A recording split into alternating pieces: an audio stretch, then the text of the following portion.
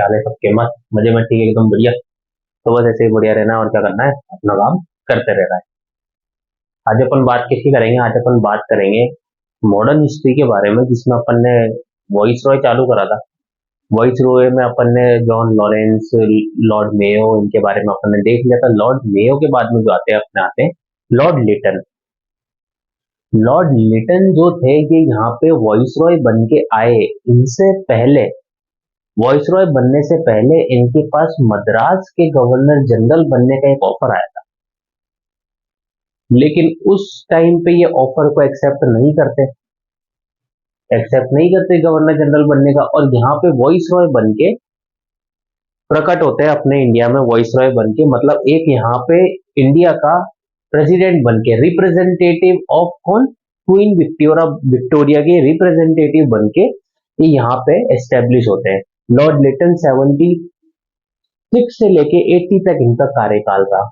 अब लॉर्ड लिटन जो थे ये इनके टाइम के बहुत ही जाने माने कवि थे।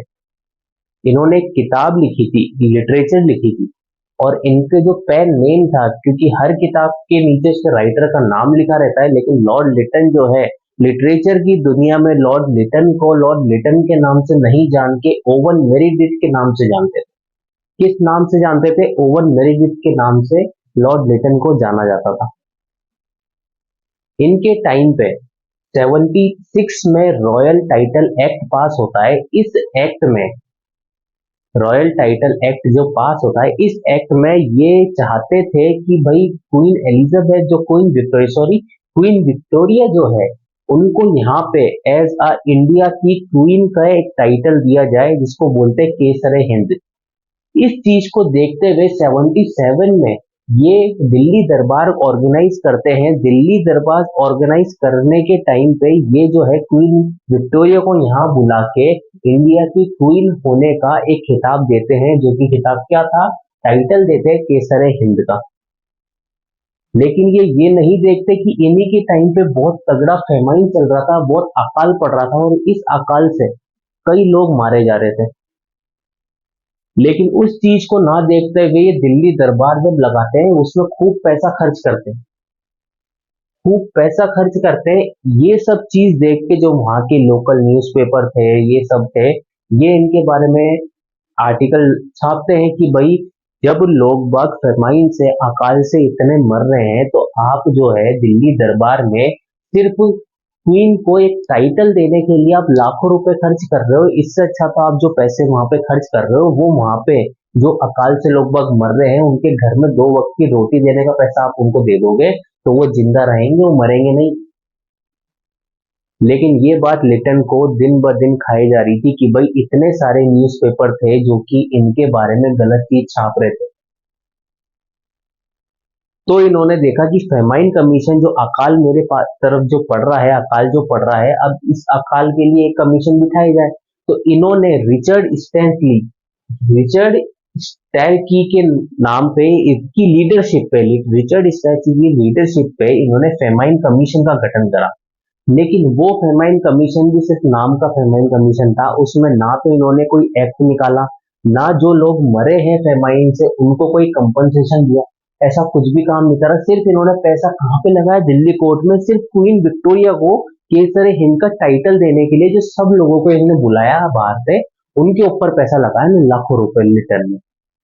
इस सब चीज को देख के अखबार जो है इनको क्रिटिसाइज कर रहा था।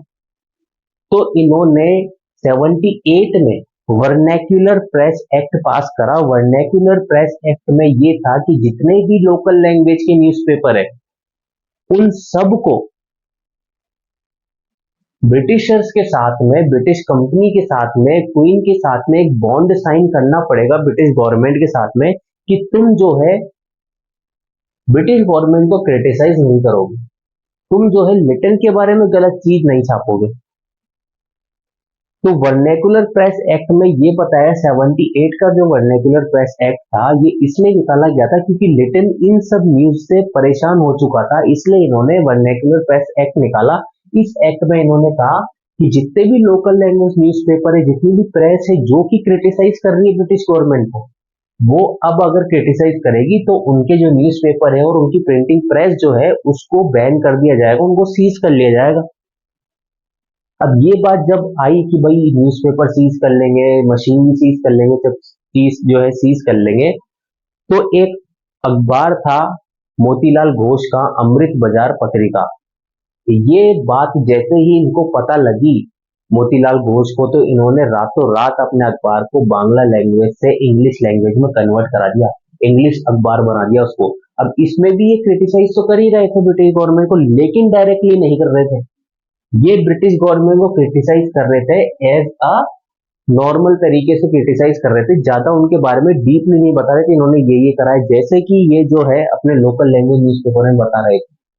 तो इन्होंने मोतीलाल घोष ने अपने अखबार को रातों रात किस में चेंज कर दिया, इंग्लिश लैंग्वेज में चेंज कर दिया।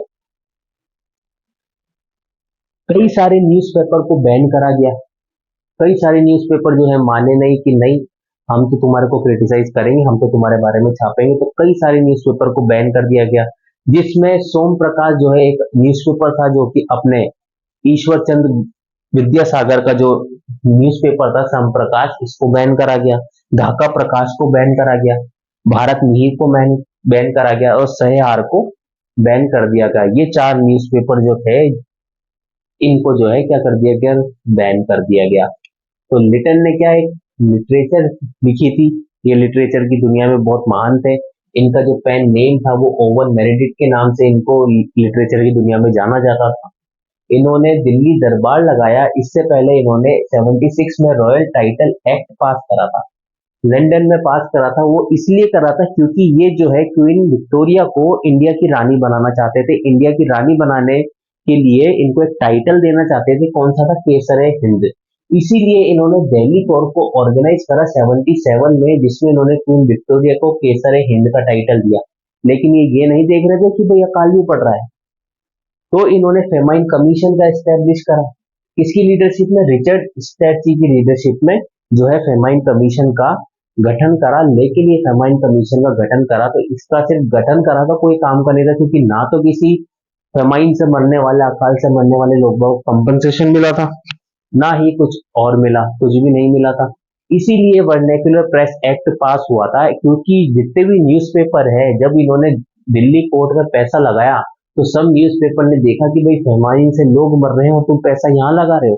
तो ये देख के सारे लोगों ने इनको क्रिटिसाइज करना चालू कर दिया, और इन सब चीजों से लॉर्ड लिटन परेशान होके वर्नेकुलर प्रेस एक्ट को पास करते 78 में, जिसमें ये बोलते हैं कि जितने भी लोकल लैंग्वेज न्यूज़पेपर और प्रेस है, अगर ये कंफिस्टिकेटेड, मतलब एक बॉन्ड बॉन्ड जो है इनको साइन करना होगा ब्रिटिश गवर्नमेंट के साथ में, कि तुम जो है अपनी प्रेस को तभी चला सकते हो जब तुम ब्रिटिश गवर्नमेंट को क्रिटिसाइज नहीं करोगे। अगर तुम इनको क्रिटिसाइज करोगे तो तुम्हारी दो न्यूज़पेपर है और जो भी तुम्हारी मशीन्स है, जितने भी जो न्यूज़पेपर छापने की मशीन है, सबको बैन कर दिया जाएगा। तो इस चीज को देखते हुए एक न्यूज़पेपर है मोतीलाल घोष का जिसका नाम है अमृत बाजार पत्रिका, ये इस एक्ट से बचने के लिए रातों रात अपने न्यूज़पेपर को बांग्ला से इंग्लिश में ट्रांसलेट कर देते हैं। इसमें ट्रांसलेट करते थे, बांग्ला से इंग्लिश में ट्रांसलेट कर देते हैं। लेकिन कई सारे लोग बाग माने नहीं कि नहीं हम तो क्रिटिसाइज करेंगे तो करेंगे, तो कई सारे न्यूज़पेपर को बैन भी करा गया। जैसे कि सम प्रकाश, ईश्वर चंद्र विद्यासागर का जो न्यूज़पेपर था इसको बैन कर दिया, ढाका प्रकाश इसको बैन कर दिया, भारत मिहिर को बैन कर दिया और सहेहार को इसको बैन कर दिया। अब 78 में इंडियन आर्म्स एक्ट पास करते हैं लॉर्ड लिटन, क्योंकि ये चाहते थे, एक तो रेशियल डिस्क्रिमिनेशन इनके टाइम पे खूब चल रहा था, क्योंकि ब्रिटिशर्स और एंग्लो इंडियंस, एक तो यूरोपियंस और एंग्लो इंडियंस, इनको हथियार रखने की इजाजत थी, लेकिन अगर इंडियंस हथियार रख लेगा बिना लाइसेंस से तो वो क्रिमिनल कहलाएगा। लेकिन अगर एंग्लो इंडियंस और ब्रिटिश गवर्नमेंट जो है यूरोपियन, अगर ये हथियार रख लेंगे बिना लाइसेंस के तो ये क्रिमिनल नहीं कहलाएंगे। तो 78 के इंडियन आर्म एक्ट इन्होंने पास करा, तो सिर्फ इन्होंने लाइसेंस किसके लिए कंपलसरी करा इशू करने के लिए, सिर्फ इंडियन सिटीजन्स को। जितने भी इंडियन सिटीजन थे सिर्फ वो ही जो है अपना ये आर्म लाइसेंस जो है उसको बनवाएंगे। इससे सीधा सीधा कारण ये था कि इनके जस्ट बाद में, आर्म्स एक्ट के बाद में, स्टैचुरी जो है स्टेट सर्विस जो है ये लागू हुई थी। स्टेट सर्विस ये चालू हुई थी 1879 में।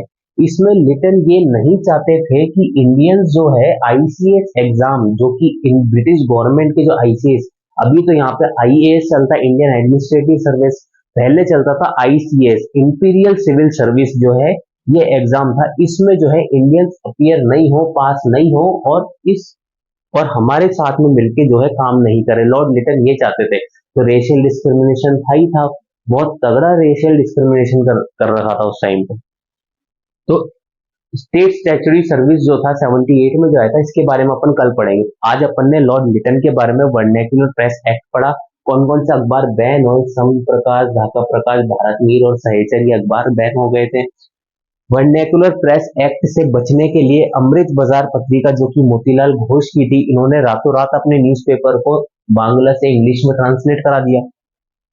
लॉर्ड लिटन जो है फेमस थे लिटरेचर की दुनिया में ओवन मेरेडिथ के नाम से। 77 में इन्होंने दिल्ली कोर्ट एस्टेब्लिश कराया क्वीन विक्टोरिया को केसर हिंद का टाइटल देने के लिए। इन्होंने खूब सारा पैसा उसमें लगाया, इसलिए जो है प्रेस ने इनको क्रिटिसाइज करा, इंडियन मीडिया ने। 76 में रॉयल टाइटल एक्ट पास कराया इन्होंने लंदन में। टाइटल एक्ट पास कराने के बाद में दिल्ली कोर्ट का एस्टेब्लिशमेंट हुआ, जिसमें विक्टोरिया को क्या दिया, केसर हिंद का टाइटल दिया। फेमाइन कमीशन एस्टेब्लिश कराया, किसकी लीडरशिप में, रिचर्ड स्टारचे की लीडरशिप में जो है फेमाइन कमीशन एस्टेब्लिश कराया। तो ये कुछ जानकारी थी लॉर्ड लिटन के बारे में। आई होप कि आपको समझ में आई होगी। बहुत आसान तरीके से सब चीज को मर्ज करके समझाया गया है। तो बस आज के लिए इतना काफी है। Okay, bye bye and take care.